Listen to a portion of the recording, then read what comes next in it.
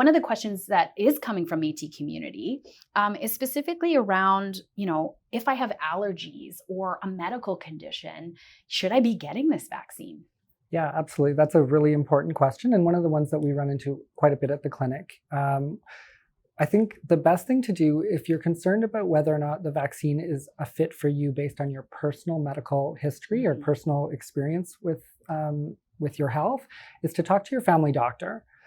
Your family doctor or a specialist that you're working with. For example, I know some people with arthritis on different medications, spoke to their rheumatologist. Mm-hmm. So the person most responsible for your care or that's most responsible for the concern that you have would be the best person to get advice from. Yeah, that's a great thing. One of the things that we are a little bit aware of at the Vacci-Nation is that we do actually have lower rates of physician attachment. So some of our community members actually don't have family physicians.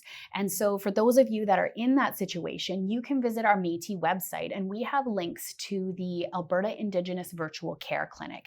And they have committed to being able to answer those kinds of questions like, should I get the vaccine? Is it right for me? And those appointments happen either over the telephone or virtually. So they're accessible throughout the entire province, and the physicians there are trauma informed and committed to serving Indigenous Albertans. So I would encourage folks who don't have access to a family doctor to consider doing something like that. It's a quick phone call. You don't even have to leave your home to do it.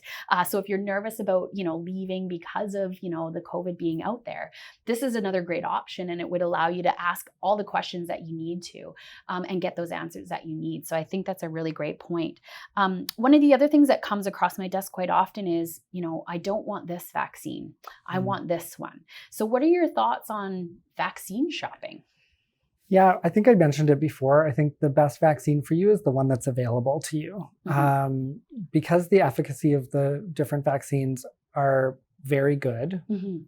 They're different. There is a range of efficacies, but anything really above 60% is still very, very good. So, and the sooner, again, that we reach that sort of level of community immunity, the sooner that protection goes up. The more people who are vaccinated, it actually raises the efficacy of the other vaccines. Mm-hmm. I think it's really important when I think about, choosing vaccines. I'm not one of those people. I very much, I'll just be open and honest. I very much do subscribe to the fact that the best one you can get is the one that you get in your arm. But I think that the reality is that if you are to make that choice, because of our vaccine supply, there may be a longer waiting period. Yes. Right? And so that is certainly a personal choice that anybody can make, but there may be a longer waiting period. And I think it's important to note that all of the vaccines have been shown to decrease death and to decrease severe outcomes, including hospitalization. Yes. So most of us can handle a cold, right? Yeah, absolutely.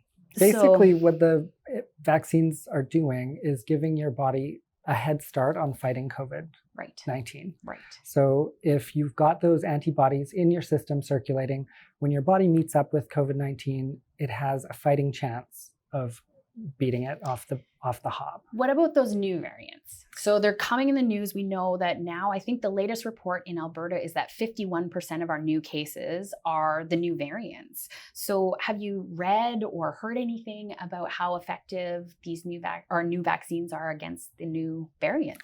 Yeah, so there's ongoing work. The efficacy of the vaccine against the variants does depend on a lot of different things. And this is an important piece to think about when you're considering information you might find on the internet and where it's from and how old it is.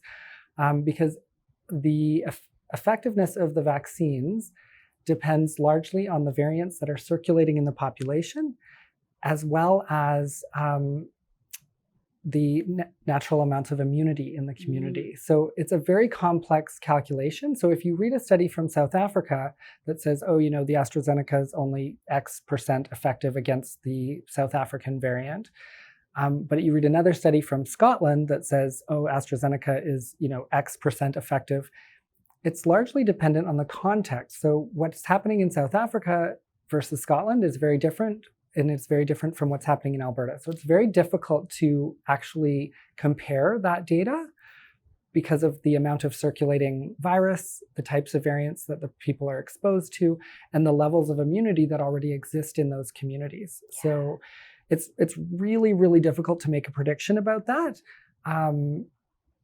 But again, any vaccine is more effective than none Yeah. in protecting you from those severe outcomes. You make a very good point about comparing contexts, right? At the M&A, we're very cognizant that a lot of the information that's coming out is actually coming from the United States. Yeah.